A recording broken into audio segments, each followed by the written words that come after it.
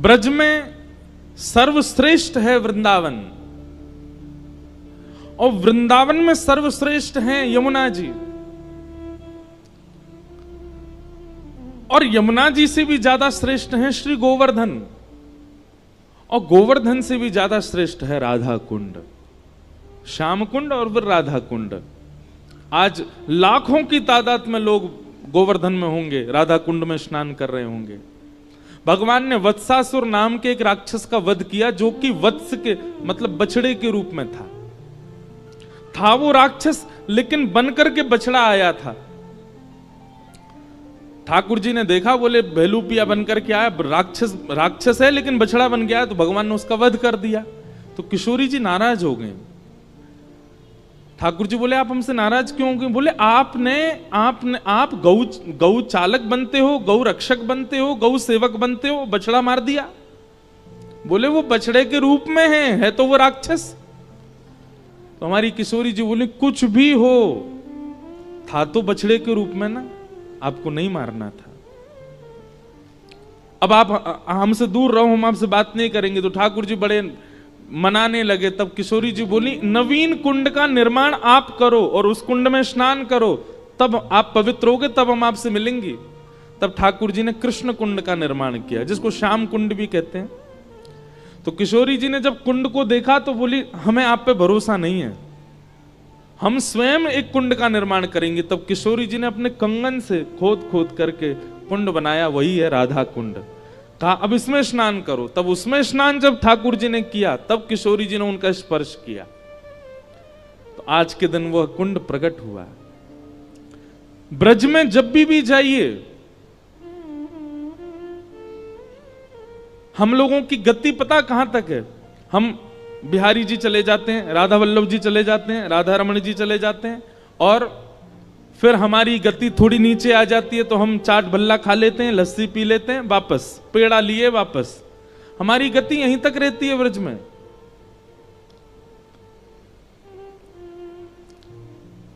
बार बार ब्रज में एक ही स्थान मत जाइए।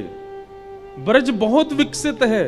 ब्रज जब आपको स्वीकार करेगा तो अपने अंदरूनी रूप का दर्शन कराएगा। ब्रज में जब जाइए, गिरिराज जी की परिक्रमा जरूर करके आओ, श्री गोवर्धन नाथ जी को प्रणाम करके आओ। जिनको आप पूजने जाते हो वो उनके भी इष्ट हैं, ठाकुर जी भी उनको वंदन करते हैं, पूजते हैं। आपको पता है गिरिराज जी कैसे हैं? ये गौ आकार हैं, पूरा पर्वत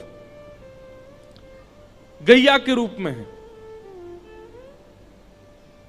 वहीं रास्ते में जब आप परिक्रमा लगाते हैं तो राजस्थान पड़ेगा बीच में थोड़ी देर के लिए, पूछरी और जतीपुरा।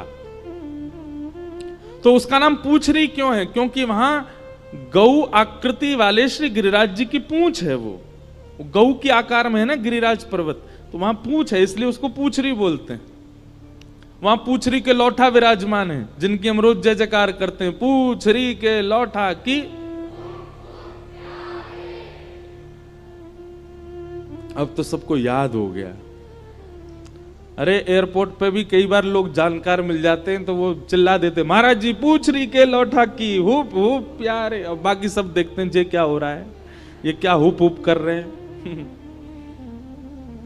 पूछरी के लौठा कौन है? श्री हनुमान जी महाराज। महादेव ठाकुर जी से इतना प्रेम करते हैं, हमारे महाकाल भगवान श्री कृष्ण से इतना प्रेम करते हैं कि उनके प्रेम के भाव को स्वीकार करने के लिए अनेक रूप महादेव धारण करते हैं।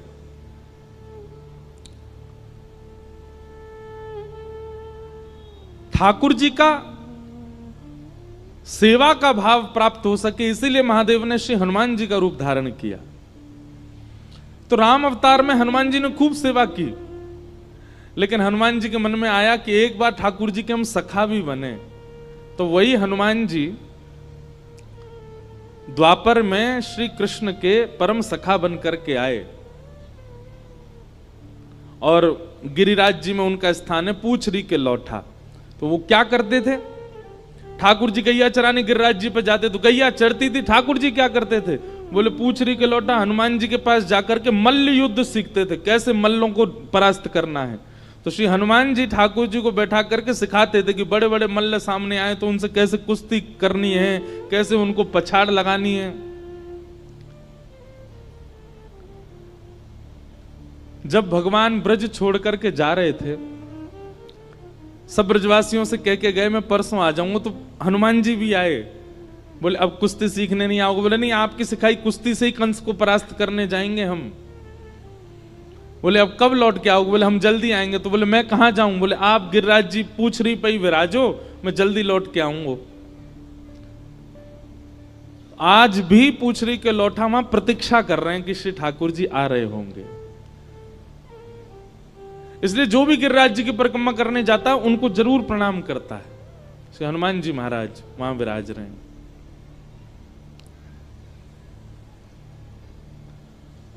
पूछ रही के लौटा। गिरिराज जी में मुख्य स्थान जो है वो जतिपुरा में है। आपने कभी गैया का एक चित्र देखा है कि गैया बनी हो चित्र में और बछड़ा उसका दूध पी रहा हो तो गैया अपना मुख सीधा नहीं रखती, ऐसे घुमा के पीछे कर लेती है, उस वत्स को चाटती है, उस वत्स की ओर प्रिय भाव रखती है। तो उस समय आप चित्र में देखेंगे गैया का मुख बिल्कुल मध्य में आ जाता है। तो इसलिए जतिपुरा जो है वो मध्य स्थान है। मानो गिरिराज जी पीछे मुड़ करके श्री कृष्ण रूपी वत्स को स्नेह दुलार कर रहे हैं, इसलिए मुख्य स्थान गिरिराज जी में जतिपुरा है, उनको मुख्य स्थान माना जाता है। तो ऐसे गिरिराज जी की परिक्रमा करने जाया करो। श्री राधा कुंड कृष्ण कुंड में स्नान किया करो। स्नान नहीं कर सकते तो आचमन किया करो, और आचमन नहीं कर सकते तो कम से कम थोड़ी देर बैठ करके वहां पर आपको जो स्तुति आती है, आपको जो भजन आते हैं, आपको जो कीर्तन आते हैं, आपको जो नाम आता है, किशोरी जी को सुनाओ। वो साक्षात किशोरी जी का सचल जल स्वरूप है राधा कुंड। अभी कार्तिक मास में ऐसी परिक्रमा चल रही होगी राधा कुंड की, गिरिराज जी की अलग, राधा कुंड की दे रहे होंगे सब, और किशोरी जी को कोई राधा कृपा कटाक्ष सुनाता। अच्छा, एक प्रश्न मुझसे किसी ने कहा, महाराज जी हम किशोरी जी को ही राधा कृपा कटाक्ष क्यों सुनाते हैं? किशोरी जी का ही नाम किशोरी जी को ही क्यों सुना रहे हैं? वास्तविकता तो ऐसी है कि जब हम किशोरी जी का कोई भी गुणगान गाते हैं, हमारी भावना ऐसी है कि हम किशोरी जी को सुना रहे हैं, पर वो किशोरी जी नहीं सुनती, सामने बैठकर के श्याम सुंदर सुनते हैं। इसलिए ब्रज में सब राधे राधे क्यों कहते रहते हैं? किशोरी जी भी राधे राधे बोलती हैं, स्वयं अपना नाम ही किशोरी जी बोलती घूमती हैं पूरे कुंज में। निकुंज की लीला में वर्णन आता है कि किशोरी जी भी जब सखियों के बीच में बैठती हैं तो सब सखियों से कहती है कीर्तन करो। तो क्या कीर्तन करें? बोले श्री राधा यही कीर्तन करो। एक दिन ललिता विशाखा के चित्त में ये प्रश्न उठा, बोले किशोरी जी अपने नाम का ही कीर्तन करवा रही हैं। एक दिन जिज्ञासावश पूछा कि आप अपने नाम का कीर्तन क्यों करवा रही हो? तब किशोरी जी कहती हैं, मैं जहां रहूं श्याम सुंदर आसपास ही छिपे बैठे रहें। अब कभी तो झाड़ीन में आ जाएं, कभी सरोवर में आ जाएं, कभी कुंड में आ जाएं, छुप के बेचारे अव्यवस्था में खड़े रहें, उनको सुख देवे के काजे मैं तुम सबंसों मेरो ही नाम उच्चारण करवाऊं, क्योंकि उनको सुनकर के सुख मिले। या हमारे किशोरी जी अपना नाम ही गाती हुई घूमती हैं, क्यों? क्योंकि श्याम सुंदर आसपास होंगे तो उनको सुख मिल रहा होगा। वृंदावन रस, वृंदावन प्रेम अलग है। हमारे ब्रज में कहते हैं, या जाने कहां गंवार, गंवारों को समझ नहीं आएगा वृंदावन का प्रेम। ऐसा वृंदावन ब्रजमंडल,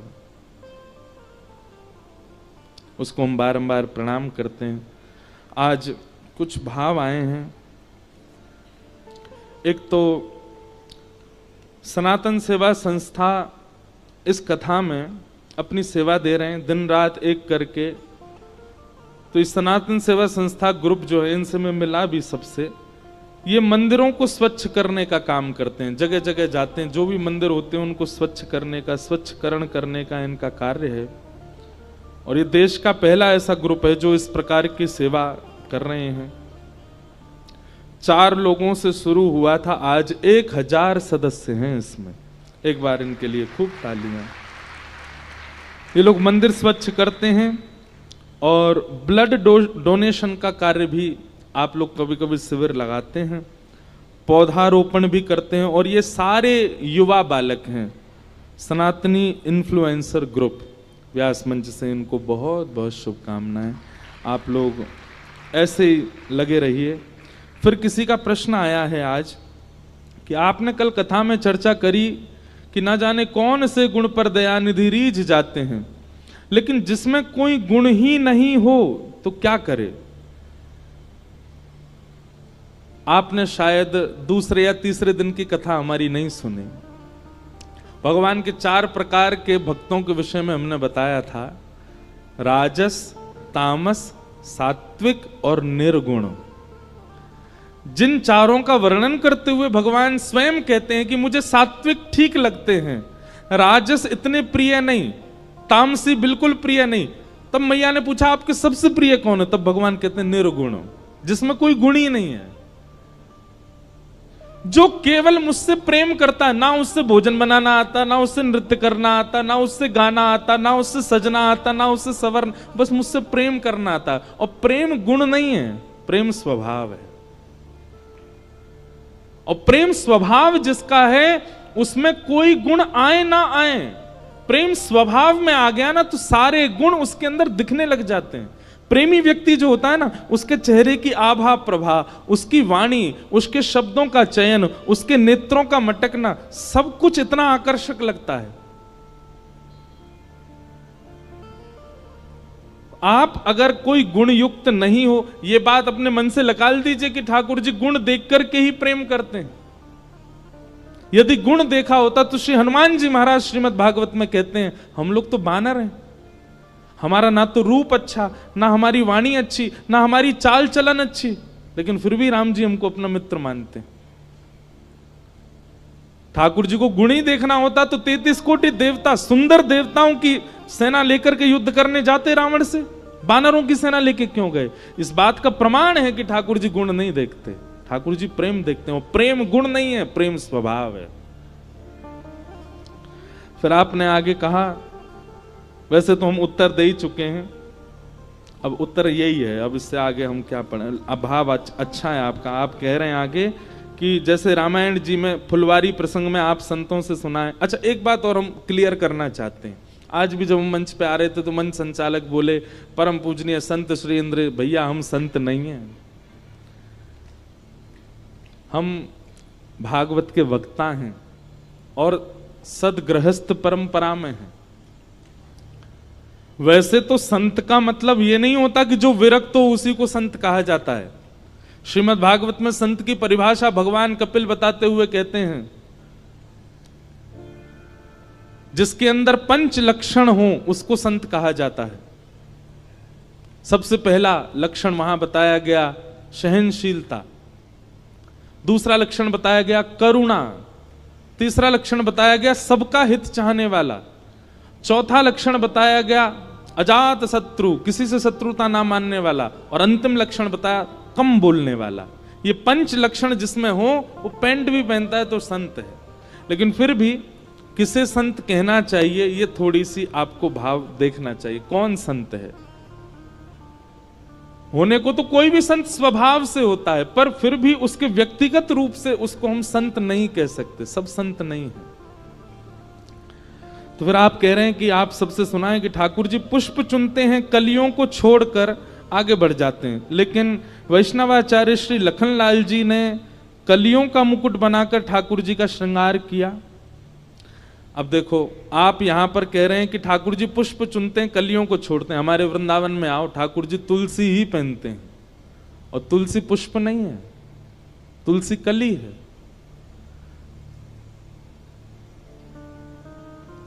रतन सिंहासन आप विराजे, मुकुट धरे तुलसी को, आली माने लागे वृंदावन को।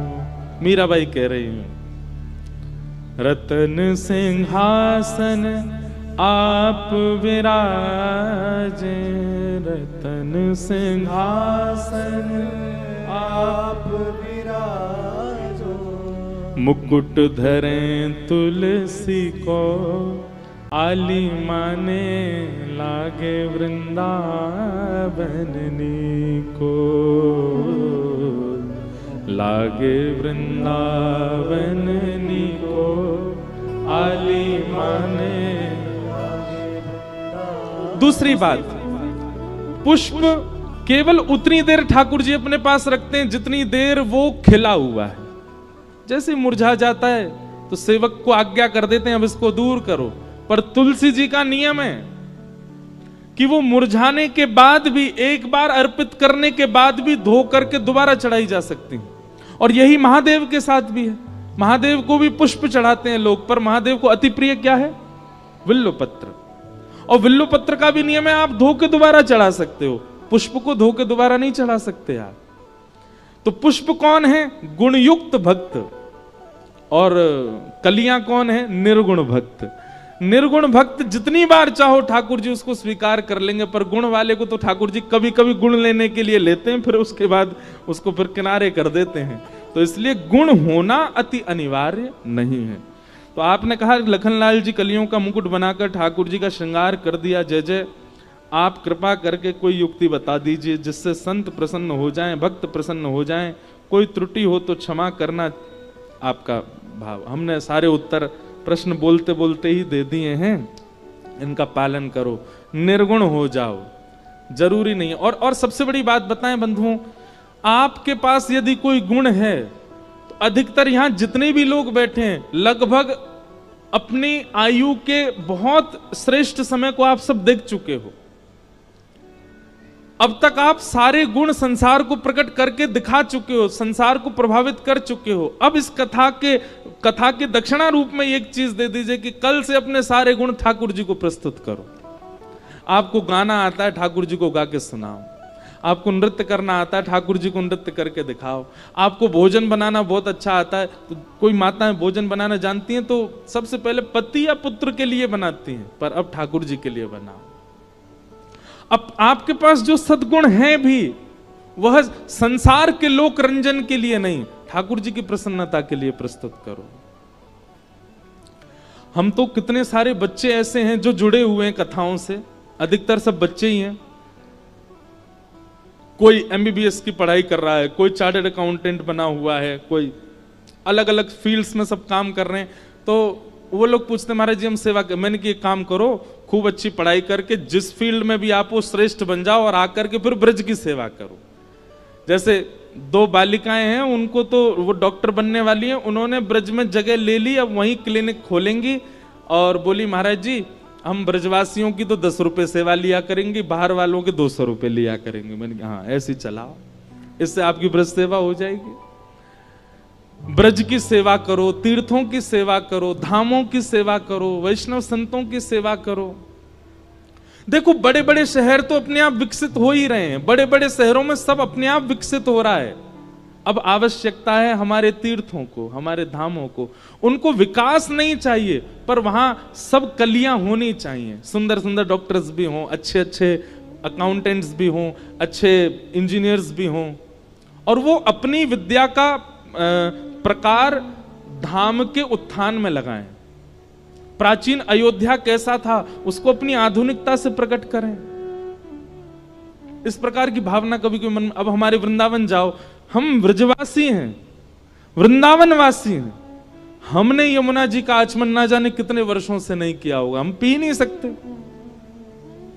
यमुना जी का जल हाथ में लो, इतने कीड़े उसमें, कैसे पान करें? बहुत कष्ट होता है। शास्त्र कहते हैं ठाकुर जी सारी लीला यमुना तट पर करते हैं, पर हमने यमुना तट छोड़ा कहां है वृंदावन में? नर्मदा जी जैसे कलकल करती बहती हैं, बहुत सुख मिलता है।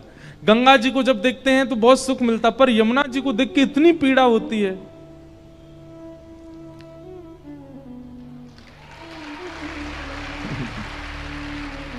ये बात पता है क्या ठाकुर जी कह रहे हैं, बिल्कुल सही कह रहे हो, या की बात मानो।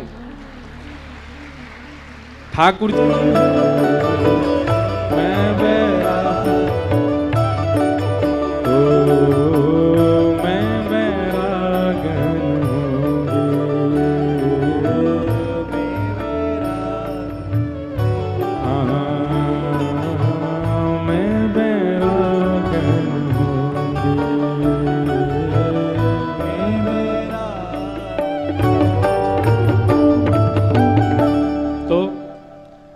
ठाकुर जी आकर के मोहर लगा रहे थे बात पर कि हाँ जी हमारी यमुना जी को शुद्ध करवाओ।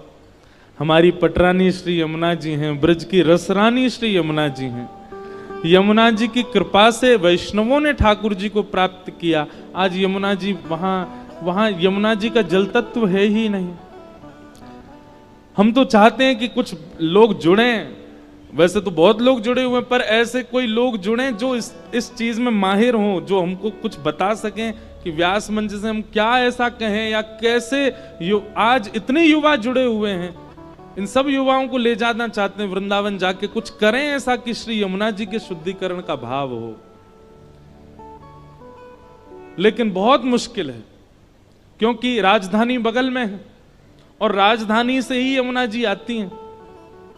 सारा राजधानी का चरणामृत पीते हैं हम वृंदावनवासी, बहुत कष्ट होता है।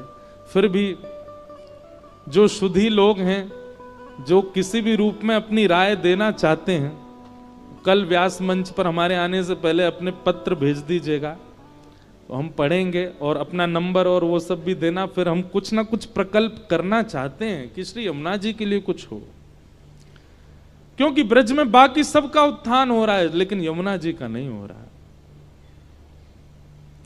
मौका दिया है, ठाकुर जी ने वाणी दी है और समय भी ऐसा है कि युवा जुड़ते जा रहे हैं, तो फिर क्यों ना इस सही समय का उपयोग सेवा करके किया जाए। कथा सुनना हमारी एक प्रायोरिटी है, यहां से हम भक्ति भाव सीख रहे हैं, पर सेवा के लिए हम केवल ठाकुर जी के विग्रह को सजाएं धजाएं, लीला, वो सब एक भाव है, पर धाम की सेवा हो कैसे भी।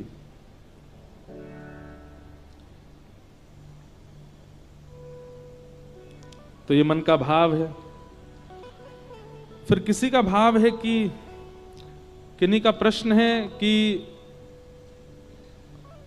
अगर कृष्ण से मेरा संबंध एक सखा के रूप में है तो मैं उनको पूजा कैसे कर सकता हूं? कौन मित्र अपने मित्र की पूजा करता है? कृपया इसका जवाब आप व्यासपीठ से ही दे दें।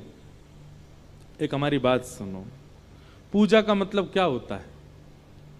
आप पूजा का मतलब क्या समझते हैं? पूजा का मतलब किसी को केवल धूप अगरबत्ती दिखाना, उसकी सुख संपत्ति घर आवे कष्ट मिटे, इसी को पूजा कहते हैं? आप घंटी तो हिलाते हैं, पूजा तो करते हैं, अर्चना तो करते हैं, पर अपने आराध्य के प्रति प्रीति नहीं है, तो आपकी पूजा तामसी है। पूजा का मतलब किसी को पूजना नहीं होता, पूजा का मतलब समर्पण होता है किसी के प्रति। और ये आपका सखा के प्रति भी हो सकता है, मित्र के प्रति भी हो सकता है, पत्नी के प्रति भी हो सकता है, पति के प्रति भी हो सकता है, माता पिता के प्रति भी हो सकता है, गुरु के प्रति भी हो सकता है। कल एक ने मुझसे प्रश्न भी किया, कल रात को एक बालिका ने, कि महाराज जी लोग आपको पूछते हैं, आप उनको मना क्यों नहीं करते? अब हम मन में ये सोचें कि भाई कौन सी पूजा कराई? पूजा तो खैर नहीं कराते कभी भी, लेकिन हाँ लोग माला तो पहनाते हैं, लोग वंदन तो करते हैं, पांव हम छूने नहीं देते। कल तो हमारे पांव में ऐसा कट मारा किसी ने, ऐसे नाखून गाड़े, बताओ आपको हंसी आ रही है? हमारे खून निकल आए हो, आप हंस रहे हो। तो कोई पसंद थोड़ी है, कोई चाहते थोड़ी है कि सब पूजा करें, पर किसी के प्रति समर्पण आ जाना, और समर्पण जब आता है ना तो फिर व्यक्ति चाहता है कि मैं इनको कुछ दे दूं। अब वो कुछ और तो दे नहीं पाता तो पुष्प ही ले आता है, कोई चित्र बना लाते हैं बच्चे हमारे, कैसे हाउ बिलाऊ चेहरा बना के लाते हैं। कभी कभी देखने में लगता है कि मैं इतना भयानक भी हूं लेकिन आप सबके भाव को प्रणाम, आप लोग तो भाव से ही बनाते हो। हमारी माता जी बहुत परेशान है क्योंकि पूरा घर चित्रों से ही भर गया है, इतने चित्र बन गए हैं, और कभी कभी तो मैं खुद देख करके आश्चर्य में पड़ जाता हूं, क्योंकि कोई राका डॉन से कम नहीं लग रहा होता कई चित्रों में तो। और कई बार तो दाढ़ी, बीच में 1 महीना की कथा थी तो नियम में था, मैं कुछ करता नहीं था, तो वो इतना भयानक बने हैं उसके, तो मैं क्या बताऊं। तो पूजा का मतलब समर्पण होता है। समर्पण में हम कुछ निवेदित नहीं कर सकते तो हम पुष्प निवेदित करते हैं, हम प्रसाद निवेदित करते हैं, हम आरती कर देते हैं। आप सखा को भी समर्पण के भाव से उसकी पूजा ही कर रहे हो। पूजा की बाह्य विधि है अर्चना करना, पूजा की बाह्य विधि है भोग लगाना, पूजा की बाहर की विधि है दिन रात अगरबत्ती दिखाना, पूजा की आंतरिक विधि है समर्पित होना, समर्पण करना। और समर्पण तो किया जा सकता है सखा को भी। इसलिए आपका जो ये प्रश्न है कि आप कृष्ण को सखा मानते हैं तो उनको पूजें कैसे। एक बात सुनो, ठाकुर जी से चाहे आपके जितने संबंध हों, कभी कभी मां भी अपने बालक की नजर उतारती है, कभी कभी क्या सारी माताएं उतारती हैं। वो नजर उतारना एक प्रकार की आरती होती है। बस हम दिया जला नहीं रहे हैं उस समय, नहीं तो आप जो 7-8 बार उबार रहे हो उसके ऊपर, वो एक प्रकार की आरती। आरती भी तो यही है, हम ठाकुर जी की नजर ले रहे हैं, आपको किसी की नजर गुजर ना लगी हो। और नजर किसकी उतारी जाती? जिसके प्रति प्रेम हो, जिसके प्रति समर्पण हो। तो समर्पण पूजा है, आरती पूजा नहीं है। और रही बात सखा की, आपसे कोई भी संबंध हो ठाकुर जी का, आप समर्पण भाव से, हम अपने लाल जी को अपना सखा मानते और भी कई भाव रखते, पर जब वो आते हैं कभी कथा में या आरती करते हैं, आरती करने के बाद फिर राई नौन लेंगे हाथ में, किसी से दक्षिणा लेंगे हाथ में, और फिर ठाकुर जी के ऐसे आरती उतारते हैं। और आरती उतारने के बाद फिर उसकी थोड़ी राई अपने सिर पर डाल लेते हैं, जो पैसा होते हैं वो किसी को दे देते हैं, और जिसको भी दिया उसके खूब फले फिर। और फिर ठाकुर जी की बलैया लेते हैं, आपको कोई की नजर ना लगी हो, आप सब। यही तो समर्पण है। जब विशिष्ट उत्सव होता है, जैसे अभी गोवर्धन उत्सव होगा, तो उस दिन पता कैसे आरती करते हैं ठाकुर जी की? थाल में आटे का चंद्रमा बनाएंगे, आटे का सूरज बनाएंगे, और ठाकुर जी की आरती करके फिर चंद्रमा से बलैया लेंगे। अब चंद्रमा तो ला नहीं सकते, तो फिर एक भाव का चंद्रमा, फिर सूर्य भाव का रखेंगे, उससे बलैया उतारेंगे। फिर कई बार तारे बनाते हैं, तो तारों से ठाकुर जी की बलैया लेते हैं। आपको तारों से आपकी बलैया ले रहे हैं, आज सूर्य चंद्रमा से आपकी नजर उतार रहे हैं, नाथ आपको कोई की नजर नहीं लगी। ये समर्पण है, ये पूजा नहीं है। तो जो सखा मानते हैं वो इस प्रकार से ठाकुर जी को पूजो। तो ये सब भाव हैं। आज के कुछ प्रश्न थे, सबको हम वंदन करते हैं और कथा क्रम में प्रवेश करते हैं। कल कथा 1 बजे प्रारंभ होगी और ठीक 4 बजे विश्राम होगी, इसलिए आप सब लोग कल का विशेष ध्यान रखना, समय से आ जाइएगा और हम यहीं से आपको प्रणाम करके प्रस्थान कर जाएंगे। बोलो बाल कृष्ण लाल की। अच्छा, एक भाव और, आज एक बहन मिलने आई थी सुबह, उन्होंने मुझसे एक बहुत अच्छी जिज्ञासा की कि महाराज जी आप मंच से थोड़ा सा इस बात पर प्रकाश डालें कि श्री ठाकुर जी के चित्रों को लोग अखबारों में निकालते हैं या पन्नों में, पेजों में निकालते हैं, वस्त्रों पर भी निकालते हैं, तो कम से कम उसका भाव बिगड़ता है। आप अखबार में भी नवरात्रि में रोज 9 दुर्गाओं का आता है प्रथम पृष्ठ पर ही, तो कभी कभी झाल मूढ़ी खाने जाओ तो वो ही पृष्ठ में मूढ़ी डाल के आपको दे दी जाती है। अब इसके 2 उत्तर हैं। पहला उत्तर, हरि व्यापक सर्वत्र समाना। हरि यदि सब जगह व्यापक है, आप इस बात को स्वीकार करोगे तो फिर कुछ नहीं कर पाओगे। सब जगह है, इस कालीन में भी है, माइक में भी है, पंडाल में भी है, पृथ्वी में भी है, सब जगह है। पर वो व्यापक सब जगह है, लेकिन संसार की क्रिया क्रियान्वित करने के लिए हमको चलना ही पड़ेगा, हमको कालीन पे बैठना ही पड़ेगा, उसके लिए हम और कुछ नहीं कर सकते। हाँ, ये हरि की गोद ही है, हम इसी में ही खेल रहे हैं। लेकिन प्रकट रूप से अगर आप कहीं ठाकुर जी का चित्र देते हैं अखबारों में, शादी के कार्डों में, वस्त्रों पर, तो ये बंद होना चाहिए, नहीं होना चाहिए। ठाकुर जी का चित्र नहीं होना चाहिए, क्योंकि जब ठाकुर जी का चित्र गलत स्थानों पर पड़ा रहता है तो फिर उसके प्रति बड़ी मन में भावना उत्पन्न होती है। अब क्या करें। अब बेचारे एक परिवार है, उन्होंने तो घर में कार्डों को भी मंदिर में सजा रखा, क्यों सब में भगवान है, इतने सारे भगवान जी आ गए एक संग घर में।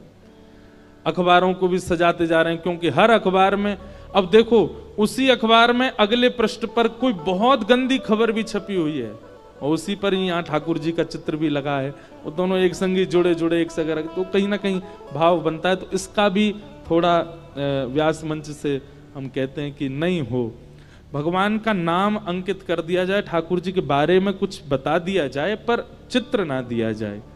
ऐसे स्थानों पर, ऐसे ऐसे व्यवस्थित जगहों पर जहां पर चित्रों को फेंक दिया जाता है। पता है कि एक दिन का ही है अखबार पढ़ने का क्रम, 10 मिनट बाद वो अखबार रद्दी है। ऐसे अखबारों में या ऐसे कार्डों में, शादी कार्डों में ठाकुर जी का चित्र नहीं हो। एक ये भाव था। अब चलिए कथा क्रम में प्रवेश करते हैं। बोलो गिरिराज धरण की, नख पे धार लियो गिरिराज, नाम गिरधारी पायो है, गिरधारी पायो है, नाम बनवारी पायो है, नख पे धार लियो गिरिराज, नाम गिरधारी पायो। अभी भोपाल आने से पहले शरद उत्सव था गिरिराज जी में, 4 दिन की कथा थी। तो शरद पूर्णिमा वाले दिन एक भाव मन में आया, वैसे मैं कहता ही हूं इस भाव को, कि व्यक्ति जब भार की वस्तु उठाता है, बहुत सावधानी से सब लोग इधर देखो, जब आप कोई भारी वस्तु उठाते हैं तो आपने घुटने भी मुड़ जाते हैं, आपकी कमर भी झुक जाती है, आपका मुंह भी जो है आपस में बंद हो जाता है और आप टेढ़े मेढ़े से हो जाते हो। पर हमारे ठाकुर जी गिरिराज जी बिल्कुल सीधा उठाया इन्होंने, ये बिल्कुल टेढ़े नहीं हुए गिरिराज जी उठाने में। ठाकुर जी गिरिराज जी कैसे उठाते हैं? कभी श्रीनाथ जी का दर्शन करो, दोनों पाम सीधे, कमर भी सीधी, छाती भी सीधी, मुख भी सीधो, केवल हाथ ऊपर करके ठाकुर जी ने गिरिराज जी उठाए, बिल्कुल टेढ़े नहीं हुए। और 40-50 ग्राम की, 100 ग्राम की बंसी उठावे में पामू टेढ़े कर लिए, कमरों टेढ़ी कर ली, मुख भी टेढ़ो कर लियो, और बिल्कुल बांके है गए। क्यों? कल वाली बात पुनः दोहराऊं, प्रभाव और स्वभाव। श्री गिरिराज धारण करने में ठाकुर जी का प्रभाव दिख रहा है, ऐश्वर्य दिख रहा है, और ऐश्वर्य पर ज्यादा ठाकुर जी का प्रकाश नहीं होता, इसलिए ठाकुर जी सहज भाव से खड़े हो गए। लेकिन वंशी धारण ठाकुर जी स्वभाव युक्त होकर के करते हैं। वंशी धारण ठाकुर जी सबको अपनी ओर बुलाने के लिए करते हैं, सबको आकर्षित करने के लिए करते हैं, सबके चित्त में प्रेम प्रवाह के लिए करते हैं। तो वहां ठाकुर जी छोटी सी वंशी को धारण करने के लिए 2 भुजाओं का प्रयोग करते हैं, अपनी अधर पर उसको सुलाते हैं, पाम ठाकुर जी के त्रिभंग हो जाते हैं, कमर भी टेढ़ी हो जाती है और ठाकुर जी मंद से झुक जाते हैं, मानो जैसे कितना भार पड़ रहा हो। तो भार नहीं पड़ रहा है, प्रेम के आगे ठाकुर जी नतमस्तक हो रहे हैं, प्रेम के आगे ठाकुर जी त्रिभंगी हो रहे हैं। इसलिए ठाकुर जी वंशी ऐसे धारण करें, गिरिराज जी बिल्कुल सीधे धारण करते हैं। हम लोग उल्टे हैं, हम लोग प्रभावशाली भाव को ज्यादा प्रकाशित करते हैं और अपने स्वभाव को गौड़ रख लेते हैं, स्वभाव को गोपनीय कर। और आजकल तो बड़ा, जब से सोशल मीडिया का टाइम आया तब से अलग हो गया है। अब व्यक्ति स्वभाव को भी प्रभाव में ला करके प्रकाशित कर देता है। दया, दान गुप्त करने वाले भाव हैं, पर वो भी सब प्रकाशित करते हैं, उसको लोग प्रकाश में ले आते हैं, सेवा को लोग प्रकाश में ले आते हैं।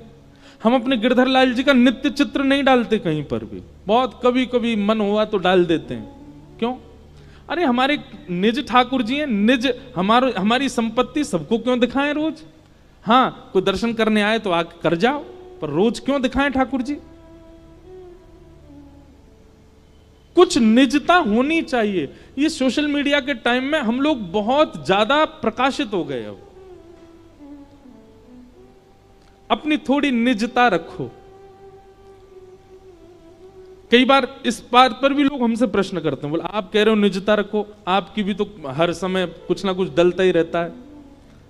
कथा से संबंधी डलेगा, ज्यादा से ज्यादा आजकल कभी कभी खेलने जाते हैं उसका डल जाता है, लेकिन वो दोनों बात, युवा बहुत है ना, तो युवाओं को कुछ प्रेरणा मिले उसके लिए। बाकी हम क्या खा रहे हैं, क्या पी रहे हैं, कब सो रहे हैं, पाम टूट गया, ओहो फ्रैक्चर हो गया, मैंने देखो पलस्तर लगवा के आया, डॉक्टर ने ऐसा, क्यों जरूरी है ये सब करना? इन सब का प्रकाश नहीं होना चाहिए। अपने जीवन में थोड़ी निजता लाइए। हमारे प्राचीन भारत में लोग बहुत गोपनीय रहते थे, और विशेष रूप से भजन तो गोपनीय ही करना चाहिए, उसका प्रकाश नहीं ज्यादा। थोड़ी निजता लाओ, और कम से कम स्वभाव को तो निज ही रखो। वो निज जनों को ही दिखना चाहिए, सबको नहीं। हमारे वृंदावन में किशोरी जी घूंघट में बैठी हैं, प्रत्यक्ष दर्शन नहीं है, निज भाव में। क्यों? ठाकुर जी का प्रेम स्वरूप है। तो गोवर्धन धारण किया ठाकुर जी ने। तत्पश्चात इंद्र ने आकर के भगवान से क्षमा मांगी, और इंद्र ने आकर के भगवान की स्तुति की कि पिता गुरुस्त्वं जगतामधीशो दुरत्ययः काल उपात्तदंड हिताय शिक्षा तनुभि समीहसे मानम विधुन्वल जगदीश मानिना। इंद्र ने भगवान से क्षमा मांगी कि मैंने 7 दिन तक वर्षा की, आप खड़े रहे। भगवान ने इंद्र को क्षमा कर दिया, पर ब्रह्मा जी को क्षमा नहीं किया था। ब्रह्मा जी से भी एक अपराध हुआ था। कल मैंने शीघ्रता में वो प्रसंग सुनाया नहीं, पर आप सबको शायद पता हो कि ब्रह्मा जी को एक बार ठाकुर जी पर संशय हुआ। भगवान ने क्या किया, मधुमंगल के मुंह पे लगी हुई कड़ी चाट गए अपनी जीभ से, वहां के मुंह को पकड़ के चाट गए। ब्रह्मा जी बोले राम राम राम, जे भगवान है, ये परमात्मा है। वो ग्वारिया मधुमंगल, वो नहाता भी नहीं ढंग से, बाके मुंह पे लगी हुई कड़ी चाट गए अपनी जीभ से। और ठाकुर जी पर संशय करके ब्रह्मा जी ने भगवान के ग्वाल बालों का हरण कर लिया। अब ठाकुर जी के ग्वाल बाल हरण कर लिए। भगवान यमुना स्नान करके आए, देखा मेरे ग्वाल बाल कहां गए। दिव्य दृष्टि से देखा तो ब्रह्मा जी हरण करके ले गए। तो ठाकुर जी ने अपने भीतर से ही उतने ग्वाल बाल, बछड़ा बछिया सब प्रकट कर दिए। और ब्रह्मा को तो मैं बताऊंगा। 1 वर्ष बाद ब्रह्मा जी देखने आए कि मैं देखूं वो बहलूपिया बना डोल रहा है भगवान, उसकी स्थिति कैसी हो रही होगी बिना ग्वाल बालों के। तो ब्रह्मा जी जैसी पृथ्वी पर आए तो जितने ग्वाल बालों का हरण करके ब्रह्मा जी ले गए, सब घूम रहे थे नीचे। ब्रह्मा जी बोले इनका तो मैं हरण कर ले गया था, ये नीचे कहां से आ गए।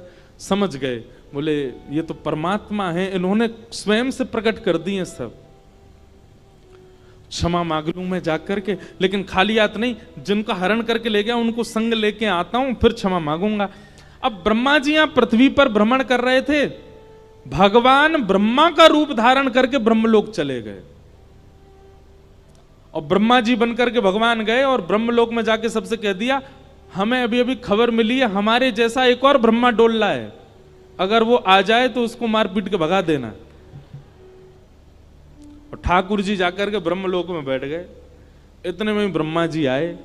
अब जैसे ही ब्रह्मा जी पहुंचे, द्वारपाल तो लिए डंडा लेके भागे उनके पीछे। ब्रह्मा जी बोले तुमको शर्म नहीं आती, ब्रह्मा के पीछे भागते हो। बोले तेरे जैसे ब्रह्मा बहुत डोलते हैं भैलूपिया, चल भाग यहां से, हमारे असली ब्रह्मा तो भीतर बैठा है। तो ब्रह्मा जी स्वीकार कर लेते हैं अंत में कि मैं नकली हूं, मुझे असली का दर्शन कराओ।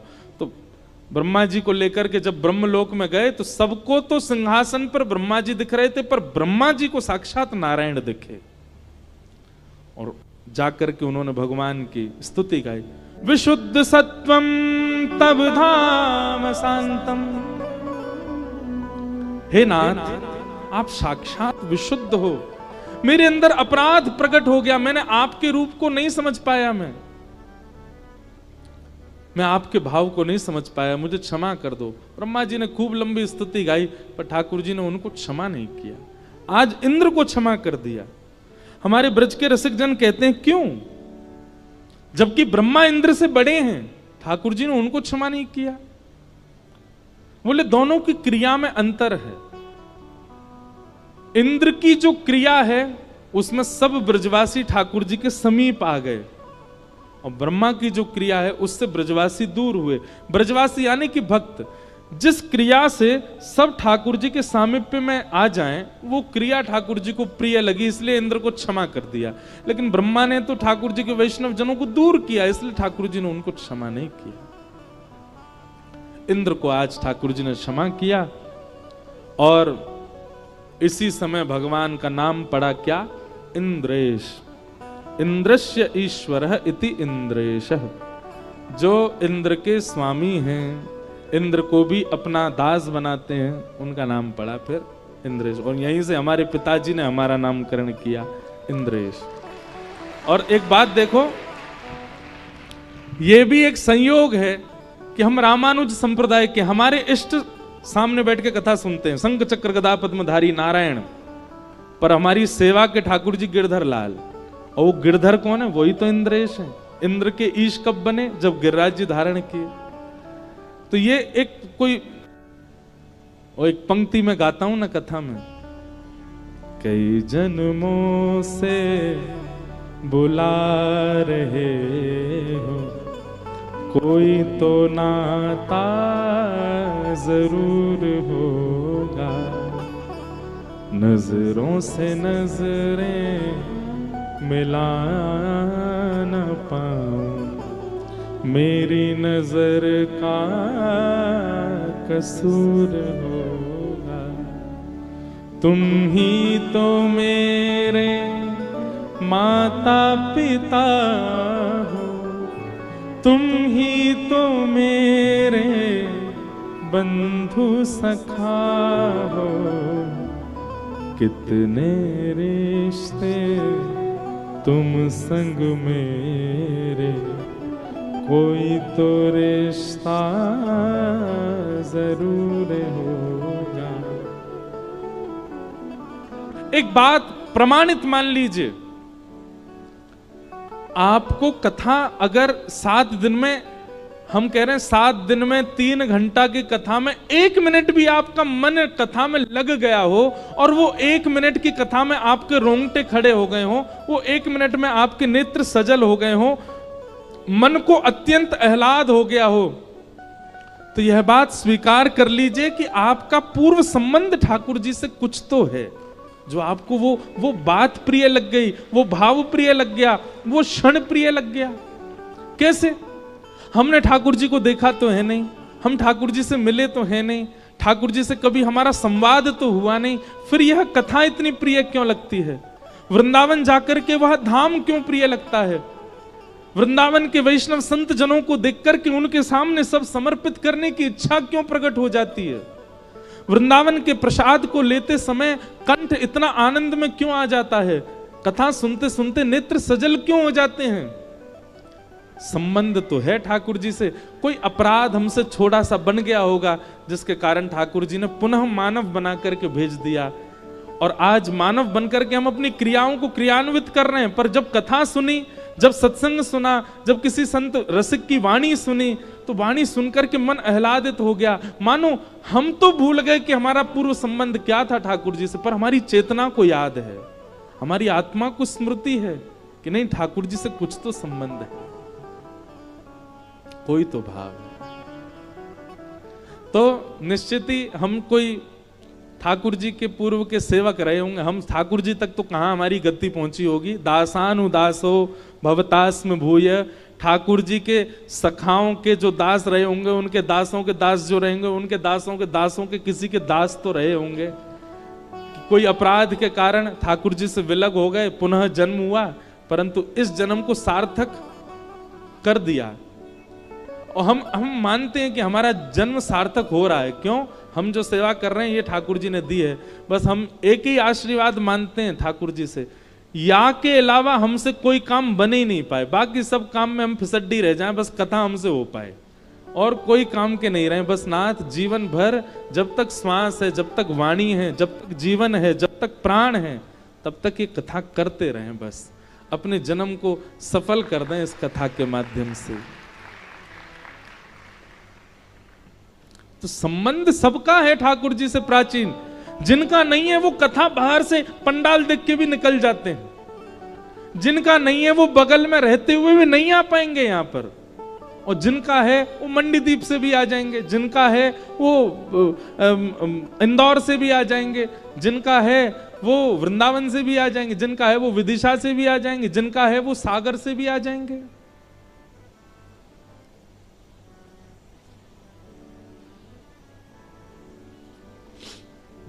ये बात निश्चित है कि आप अपनी इच्छा से प्रेम ठाकुर जी से नहीं कर सकते, किसी के बताने से आपको प्रेम नहीं होगा ठाकुर जी से।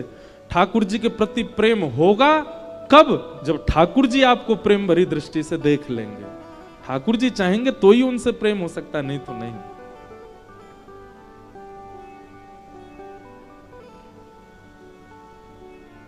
एक बहुत सुंदर भाव है, भैया बजा रहे हैं तो मन हो रहा है कि मैं गा दूं। मुझको राधा रमन कर दो ऐसा मगन, मुझको राधा रमन कर दो ऐसा, मुझको राधा रमन कर दो ऐसा मगन, मुझको राधा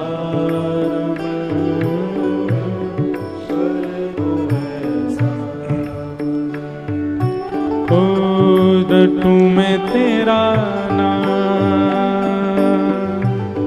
यूं आठों रटू में तेरा गाओ सब लोग, यूं आठों रटू में तेरा नाम यूं आठों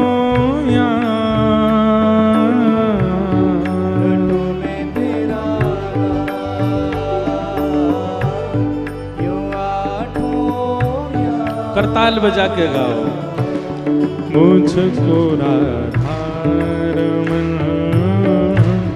कर दो ऐसा मगन, मुझको राधा कर दो ऐसा, रटू में तेरा नाम यूं आठों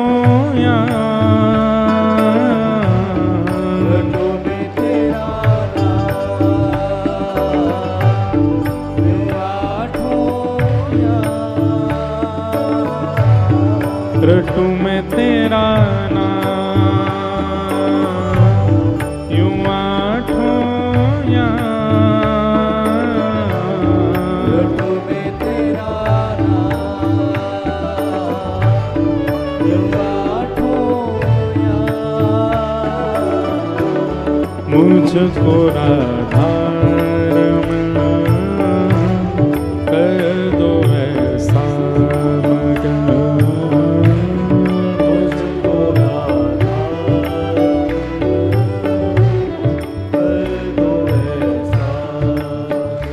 कैसा मगन? करुणा निधान मोह पे कृपा कर रीजिए, करुणा निधान मोह पे कृपा कर रीजिए, करुणा निधान मोह पे कृपा कर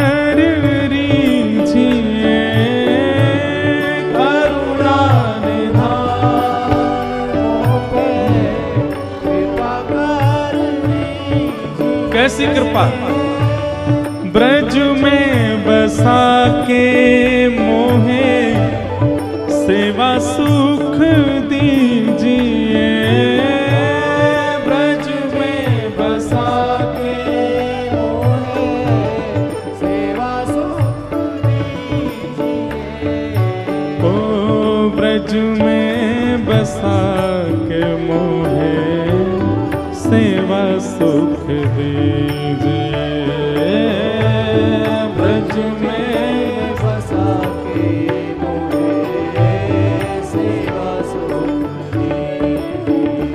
और प्रेम से भर दो मन, गाऊं तेरे भजन, प्रेम से भर दो मन, गाऊं तेरे भजन।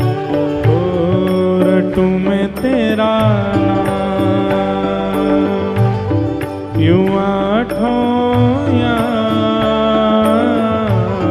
रटूं मैं तेरा नाम,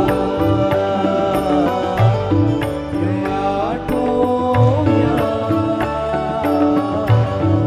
रटूं मैं तेरा नाम, यूं आठों याम।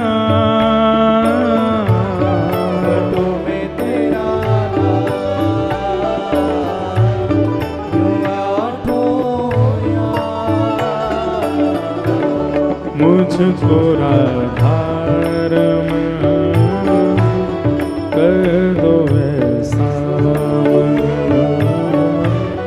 मुझको राधा रमण कर दो ऐसा। श्री राधा रमण लाल की।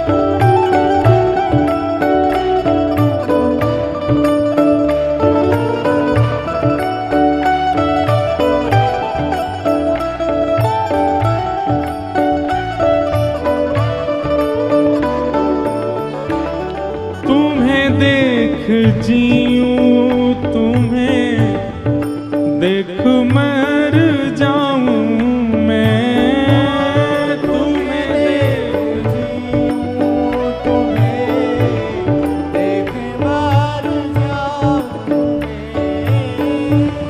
जन्म जन्म तेरा दास ही कहाऊं मैं,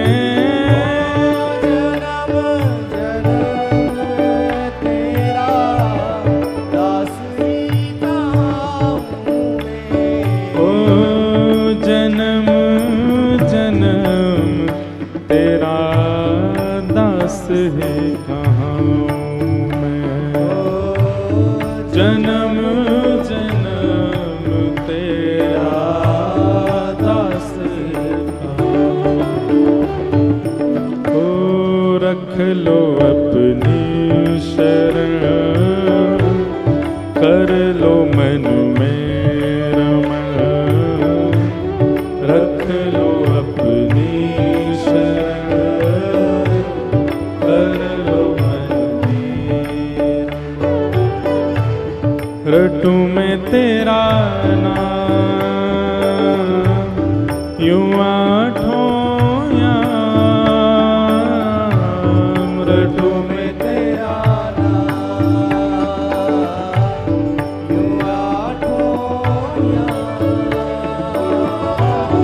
रटूं मैं तेरा नाम, यूं आठों याम,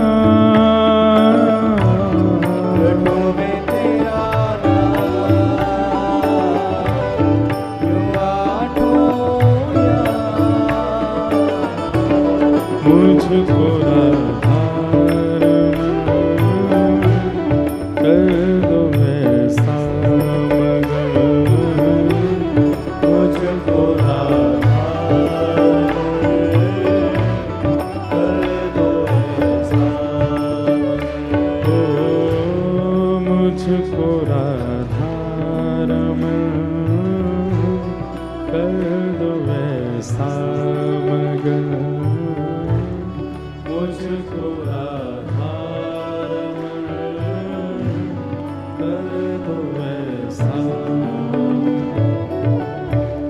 बोले राधा रमण लाल की जय। हम संसार में व्यवहार में किसी से मिलते हैं और उससे अगर हमारा सहज प्रेम या प्रीति या मन जुड़ जाए तो हम लोग सहज कह उठते हैं भाई तेरे से कोई पुराना संबंध तो है हमारा।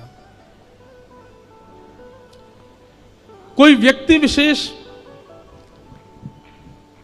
चाहे वो सखा के रूप में आवे, चाहे वो गृहिणी के रूप में आवे, चाहे वो कोई नहीं तो कथा में बैठे हैं तो बगल में बैठा वाला व्यक्ति श्रोता है, कथा में ही मिले हैं, लेकिन उसके प्रति भी वो सहज एक संबंध जैसा अनुभव होता है तो हम सहज कह उठते हैं कि हमारा कहीं पूर्व का संबंध तो नहीं। तो ठाकुर जी के प्रति भी जब आपका यह स्नेह प्रेम बढ़ता है ना तो वहां भी इस बात को लागू कीजिए। आप कोई तो थे ठाकुर जी के समय पर।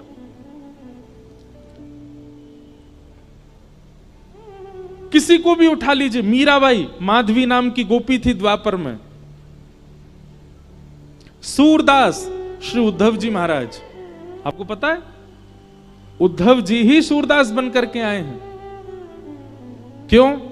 क्योंकि ठाकुर जी के निभृत निकुंज में किसी का प्रवेश नहीं है, केवल ठाकुर जी और किशोरी जी लीला कर रहे थे। ललिता विशाखा द्वार रोक करके खड़ी हैं कि कोई भीतर ना जाए, तभी उद्धव जी महाराज आ गए। उद्धव जी भगवान के सखा, तो उद्धव जी महाराज जैसे ही भीतर प्रवेश करने लगे ललिता विशाखा ने रोका। सब लोग बहुत ध्यान से सुनो। बोले ठाकुर जी निवृत्त निकुंज में बैठे हैं, यहां किसी का प्रवेश नहीं है। उद्धव जी बोले निवृत्त निकुंज हो या कोई सी निकुंज हो, हमारा प्रवेश सब जगह। ललिता विशाखा बोली उद्धव अपनी द्वारिका में चलाना या मथुरा में चलाना, ये वृंदावन में नहीं चलेगी तुम्हारी। वृंदावन में सखियों की चलती है, हमारी इच्छा से ठाकुर जी पाते हैं, हमारी इच्छा से सोते हैं, हमारी इच्छा से चलते हैं। उद्धव जी बोले ठाकुर जी को अगर पता चल गया ना कि द्वार पर उद्धव आया है, अपनी सब लीला वीला छोड़ के आ जाएंगे बाहर, इतना प्रेम करते हैं मुझसे। ललिता विशाखा बोली वो सबसे ऐसे ही स्नेह बांध देते हैं, सबको ऐसा ही लगता है कि वो सबसे ऐसे ही प्रेम करते हैं, पर ऐसा कुछ नहीं है। वो ब्रज के लिए उनका अलग ही भाव है। उद्धव जी बोले देखिए मेरा समय खराब मत करो, मुझे भीतर जान दो। ललिता विशाखा ने मना किया। उद्धव जी हठ पूर्वक निकुंज में प्रवेश कर गए तो सखियों ने उनको शाप दे दिया। बोले जा तो जाओ, तुम हठ पूर्वक जा रहे हो भीतर, लेकिन हमारा शाप है कि तुम नेत्रहीन हो जाओगे, कुछ नहीं दिखेगा तुमको भीतर। उद्धव जी भीतर चले गए और भीतर जाकर के जब उन्होंने देखा तो निकुंज दिख रहा है, यमुना जी दिख रही है, सेज दिख रही है, ठाकुर जी की आवाज सुनाई दे रही, पर ठाकुर जी नहीं दिखे। तो उद्धव जी महाराज ठाकुर जी क्या, मुझे आप दिख क्यों नहीं रहे हो? बोले उद्धव ये सखियां सामान्य गोपियां नहीं है, ये गैया चराने वाली, गोबर थापने वाली, दूध निकालने वाली, इनको तुम सामान्य गोपी मत समझो। ये वेद की ऋचाएं हैं, ये दंडकारन बन के संत हैं, कितनी तपस्या करके गोपी बन करके आई हैं, और इनकी बात सत्य है, निवृत्त निकुंज में किसी का प्रवेश नहीं है इनकी आज्ञा के बिना, और तुम चले आए। ठाकुर जी मैं तो देखे ही नहीं पा रहा। बोले कोई बात नहीं, अब इसका लाभ कलयुग में तुमको जीवों को देना है, तुम ही सूरदास बन के आओगे। नेत्र नहीं होंगे, पर बिना नेत्र के भी मेरी उन लीलाओं का दर्शन करोगे जो नेत्र वाले भी नहीं कर पाए, और उन लीलाओं को लिख करके तुम पूरे जग को मेरे भाव से आस्वादित कराओगे। वही उद्धव जी सूरदास बन के आए। स्वामी श्री हरिदास जी महाराज ललिता जी के अवतार, ललिता जी थी। विशाखा जी हरिराम व्यास बन करके आए। हितरिवंश महाप्रभु पूर्व में वंशी हैं ठाकुर जी के।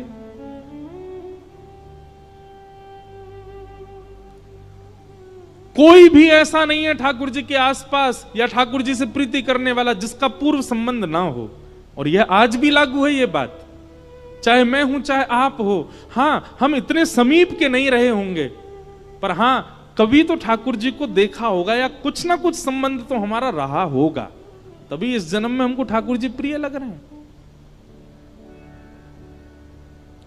कैसे कैसे ऐसे लोगों को मैं जानता हूं जो कभी वृंदावन नहीं गए, जिन्होंने कभी कथा नहीं सुनी, पर एक बार केवल कोई संकीर्तन सुन लिया या कोई कीर्तन सुन लिया या कोई भजन सुन लिया, नेत्र सजल हो गए, अब मन शांत हो गया, ना बोलने की इच्छा होती है ना किसी से मिलने की, अब बस मन में यही भाव उत्पन्न होता है कि हम चलें वृंदावन, जाएं वृंदावन। वृंदावन आधुनिक स्थान नहीं है, वृंदावन पर्यटन स्थान नहीं है, वहां पर्यटकों के लिए कुछ भी नहीं है, पर फिर भी भीड़ देखो आप, पर्यटक स्थलों पर इतनी नहीं होती होगी जितनी वृंदावन में होती है। सब भाव से जाते हैं। इसका मतलब क्या है? ठाकुर जी से कोई तो संबंध है। भगवान ने इंद्र को क्षमा किया, आगे भगवान की लीला बढ़ी और एकादशी व्रत की महिमा बताई गई। कितने लोग एकादशी करते हैं? सच्चे वाले बताओ।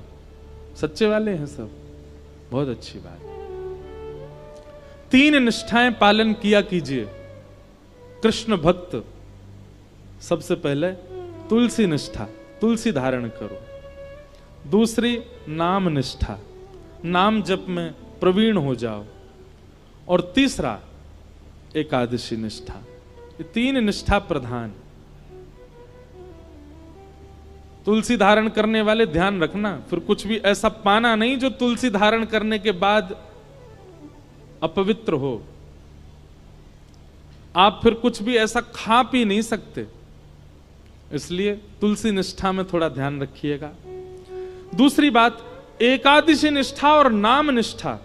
एक बात बहुत ध्यान से सुनिएगा,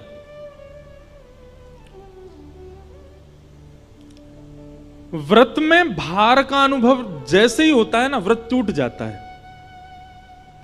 आप व्रत करते समय अगर मन में ये विचार करते हैं, आज तो एकादशी है,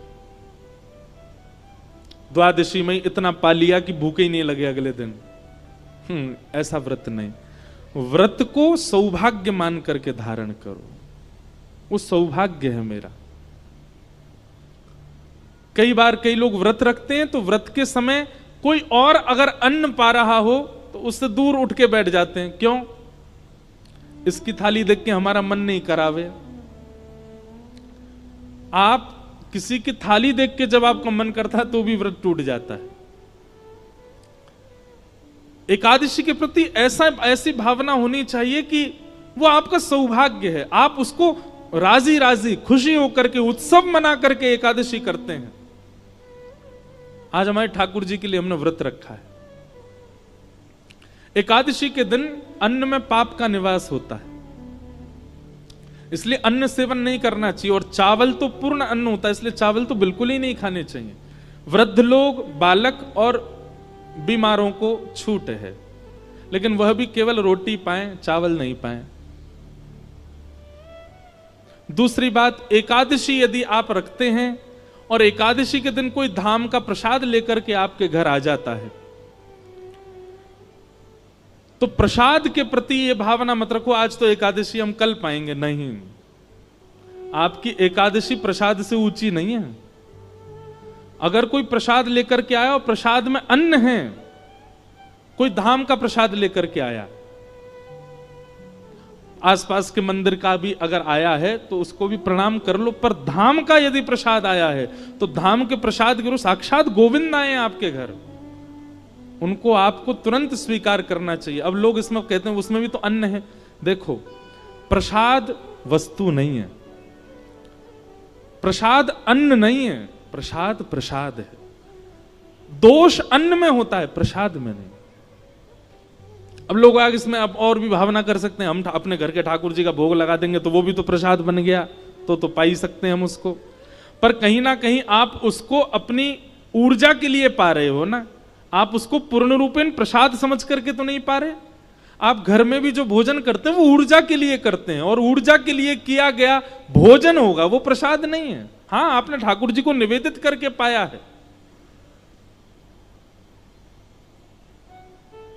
घर के ठाकुर जी को प्रसाद, यदि वैसे तो एकादशी पर भी ठाकुर जी को तो अच्छे पकवान ही पवाने चाहिए, पर उसका भी आप तिनका ले सकते हो। ऊर्जा संचार के लिए, अपने देह के स्वास्थ्य के लिए और जो भी क्रियाओं के लिए जो आप पा रहे हो, उसमें आपको व्रत ही रखना चाहिए। एकादशी व्रत भगवत प्राप्ति का एक बहुत श्रेष्ठ साधन है, उसको करना चाहिए। तत्पश्चात अब आगे रास पंचाध्याय प्रारंभ हो रहा है। सब लोग बिल्कुल अब सावधानी से बैठो। श्रीमद् भागवत का प्राण धन श्री रास, जो अभी निकल करके गई शरद पूर्णिमा, वही प्रसंग है, पर हम ज्यादा विस्तार ना करके उसको भी सूक्ष्म में ही कहेंगे। भगवान पिता रात्रि शरदोत्फुल्ल मल्लिका विक्षरन्तुम मनश्चक्रे योगमायामुपाश्रित।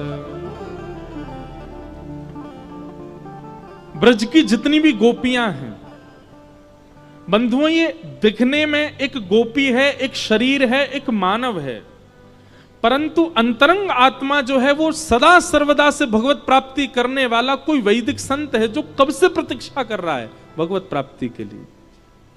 सतयुग, त्रेता, द्वापर, 3 युग जिन्होंने भगवत प्राप्ति के लिए व्यतीत कर दिए तप में, ठाकुर जी ने कृपा करके द्वापर में उनको गोपी बना करके प्रकट किया, ताकि उनको ठाकुर जी वह सुख दे सकें जो 3 युगों में उन्होंने तप करके नहीं भोगा है।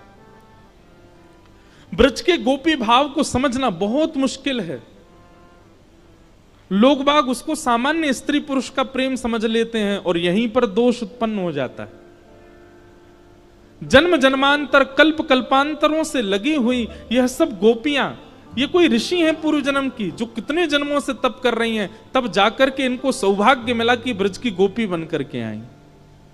और सबसे बड़ी बात, 3 वर्ष के ठाकुर जी को देख करके 90 वर्ष की गोपी के हृदय में प्रेम उत्पन्न हो रहा है। इसको आप सामान्य स्त्री पुरुष प्रेम जन्य नहीं मान सकते।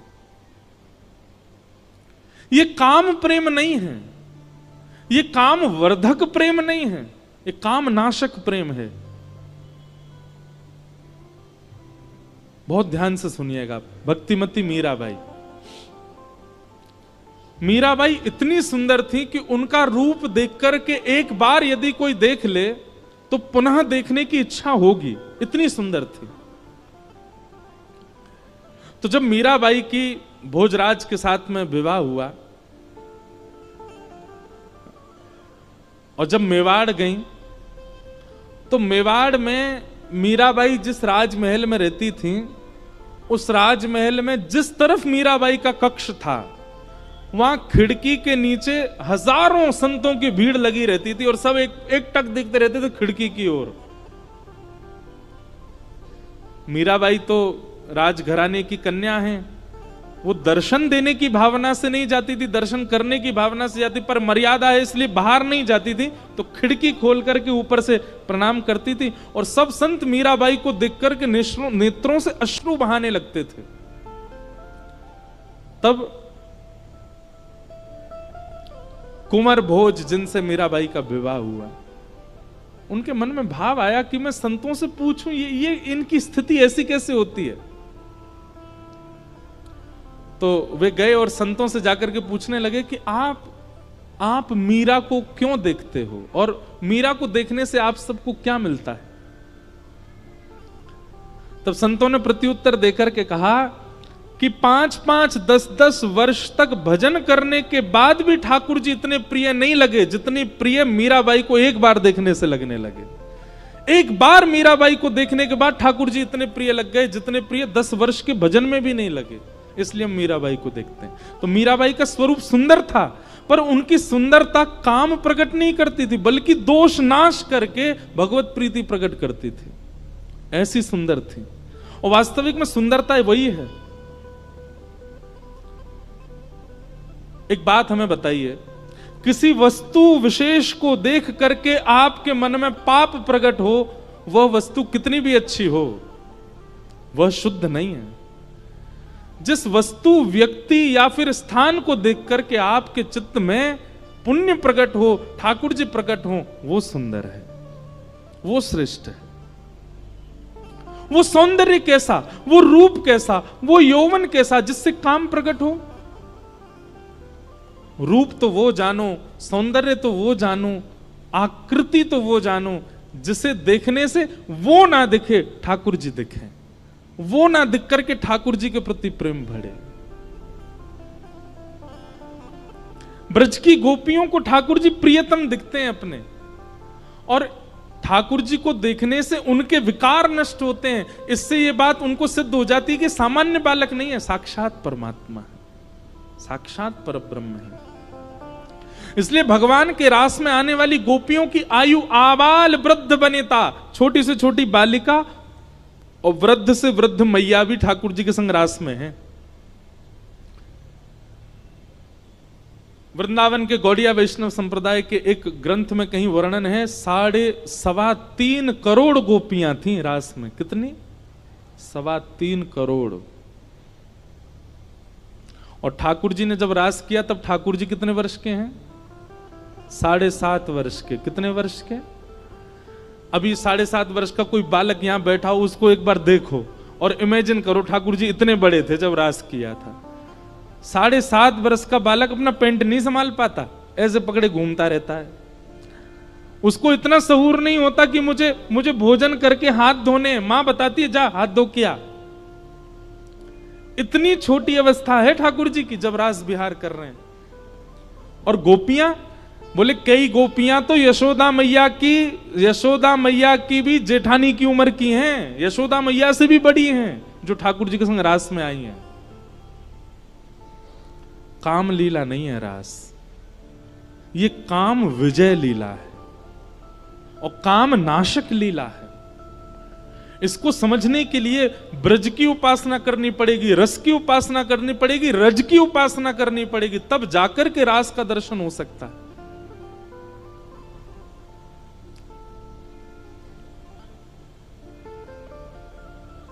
आज शरद पूर्णिमा का चंद्रमा जैसे उदित हुआ आकाश में, भगवान ने टेर बजा करके वंशी में सब कृष्ण प्रेम में उन्मुक्त गोपियों को बुलाया, और सब गोपियां जिस कार्य में हैं यथावत वहीं उस कार्य को छोड़ करके भागी ठाकुर जी से मिलने के लिए। कोई श्रृंगार कर रही है, कोई पति को भोजन करा रही है, कोई बालक को दूध पिला रही है, कोई वस्त्र धारण कर रही है, कोई स्नान करके आई है, कोई केस संवार रही है।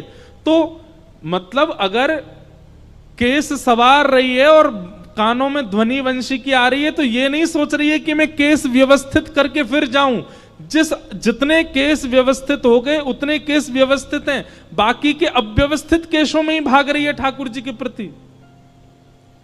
एक आंख में काजल लगाया, दूसरी में लगाया ही नहीं है, ठाकुर जी की वंशी धनी आ गई, इतने में ही भाग रही है ठाकुर जी के प्रति।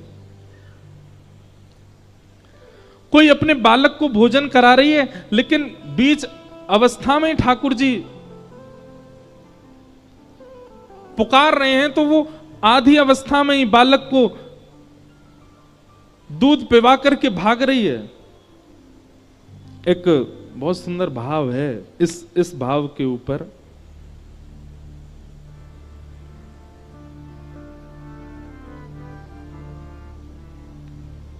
बहुत सुंदर भाव है।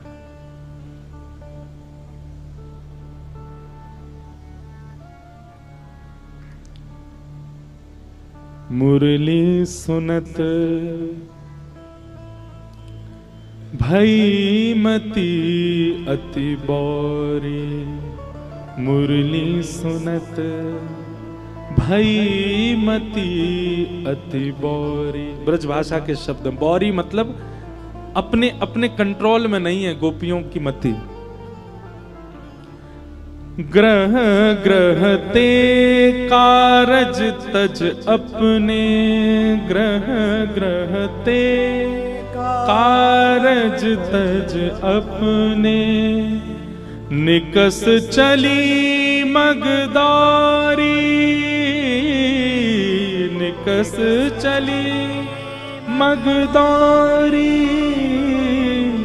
मुरली सुनत भई अति बौरी, मुरली सुनत भई अति बौरी। नयन सिंदूर मंग अंजत है, नयन सिंदूर श्रवण बिजोरा साजे, श्रवण बिजोरा साजे, शीश तरोना माल गुही कच्छम, शीश मरोना माल गुही, झुमक नाक विराजे, झुमक नाक। गोपियों की स्थिति बताई है। कोई एक कान में कुंडल पहन करके दौड़ी है, किसी ने केवल एक आंख में काजल लगाया है, कोई सिंदूर सिर पर लगाने की जगह अन्यत्र कहीं लगा करके दौड़ पड़ी है। ऐसी अव्यवस्थित होकर के गोपियां सब वंशी धुन सुनकर के दौड़ रही हैं। इसका अभिप्राय क्या है? ठाकुर जी जा दिन चित्त में आ गए ना, उस दिन संभलना भूल जाओगे आप। जब तक संभलना आ गया, जब तक संभलने की स्थिति में हो, जब तक सजने की स्थिति में हो, संवरने की स्थिति में हो, समझो भी संसार के ही हो। ठाकुर जी जादना चित्त में आ गए, सब भूल जाओगे। कैसे बन के रहना चाहिए, कैसे सज के रहना चाहिए, कैसे संभल के रहना चाहिए, ये स्थितियां सब ठाकुर जी दूर कर देंगे।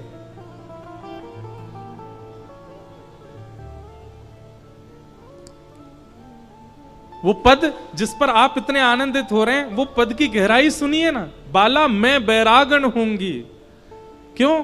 जिन भेषा मारो सांवरो रीजे, मैं सो ही भेष धरूंगी। बाला मैं बैरागण होंगी। ठाकुर जी जीवन में आते हैं तो आप अपने तन को प्रायोरिटी नहीं देते कि मुझे ऐसे पहन करके रहना है।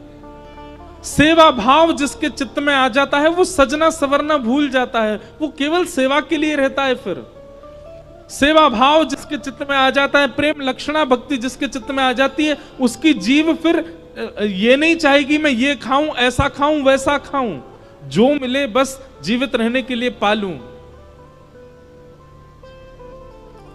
एक प्रकार से वो अव्यवस्था में व्यवस्थित रहना सीख जाता है, जिसके चित्त में ठाकुर जी आ जाते हैं। वो एक आसन पर बैठ करके पूरी कथा सुन सकता है। वो बिना पंखा, बिना एसी, बिना किसी व्यवस्था के भी एक स्थान पर अधिक समय तक विराज सकता है। ये अव्यवस्था में भी व्यवस्थित होना सिखा देते हैं ठाकुर जी।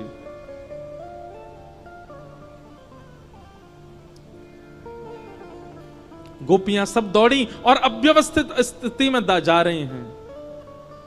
ठाकुर जी जैसे ही नेत्र खोल करके देखते हैं तो सब गोपियां सामने खड़ी हैं। भगवान ने सब गोपियों के आने का कारण पूछा। तत्पश्चात भगवान ने 10 श्लोकों में बार बार गोपियों से कहा अपने घर वापस चली जाओ, पर गोपियां नहीं गईं। भगवान जब शांत हो गए तब गोपियों ने प्रत्युत्तर दिया कि नाथ, आप ही तो कहते हो सब छोड़ करके मेरी शरण में आ जाओ, और हम जब सब छोड़ करके आ गए तो हमसे कह रहे हो वापस चली जाओ।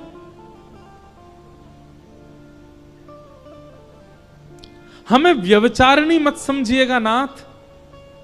हमारा प्रेम ऐसा नहीं है कि हम आपको बाध्य करें कि हमसे मिलो, हमसे बात करो, हमें दिखो या हमें देखो। हमारा प्रेम ऐसा नहीं है। तत्सुखे सुखित्वम। एक बार हमें यह आश्वासन कर दो कि हमारा प्रेम स्वीकार कर लिया, उसके बाद भले ही हमें जीवन भर के लिए छोड़ के चले जाओ, हम जीवन में कभी आपके सामने नहीं आएंगे। हमारा प्रेम तो विश्वास पर टिकता है, मिलन पर नहीं, दर्शन पर नहीं। लेकिन हमारा प्रेम आपने स्वीकार कर लिया, यह वचन दे जाओ हमको बस। उसके बाद फिर मुड़ के कभी हमारी ओर मत देखना, हम जीवित रहेंगे फिर भी। गोपियों का प्रेम सामान्य नहीं है बंधु।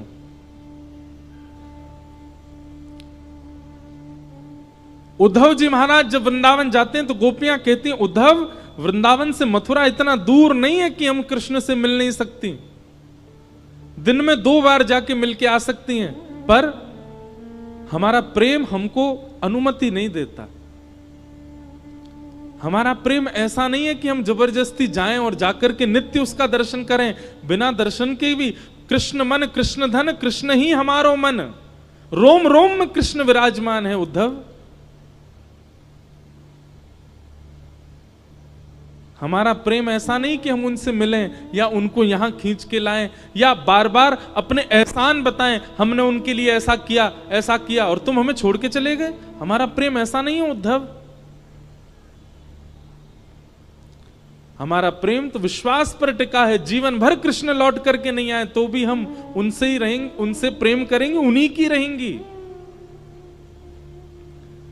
नारद भक्ति सूत्र में नारद जी कहते हैं प्रेम कैसा, बोले ब्रज की गोपियों जैसा, यथा ब्रज गोपिका नाम।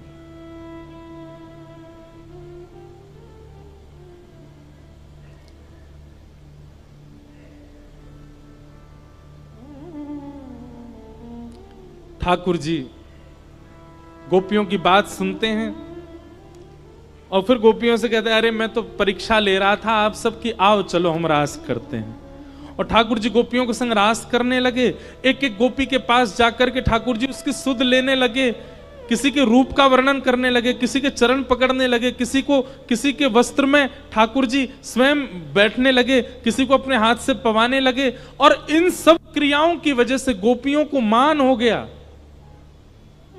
कि हम अत्यंत सुंदरी हैं, इसलिए हमारे सौंदर्य पर ठाकुर जी मोहित हो गए।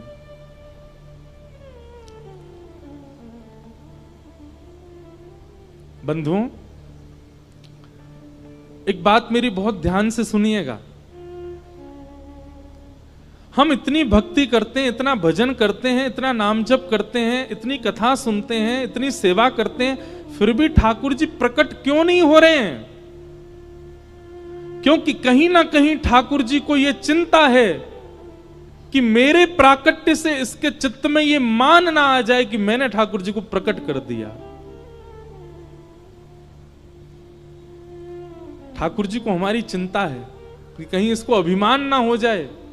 अरे हम 2-4 कथा क्या सुन लेते हैं, 2-4 कथा सुना क्या देते हैं, तिलक लगा करके कुछ दिन रह क्या लेते हैं, हमको इसी से मान हो जाता है। ठाकुर जी प्रकट हो गए, हमारे हाथ से पाने लगे, हमसे श्रृंगार कराने लगे, हम तो ढिंडोरा पीट देंगे पूरी दुनिया में। मान करेंगे कि हमारी भक्ति की सामर्थ्य देखो, ठाकुर जी प्रकट कर दिए। इस भय के कारण ठाकुर जी प्रकट नहीं होते कि कहीं इसको मान ना हो जाए, क्योंकि गोपियों के चित्त में मान हो गया।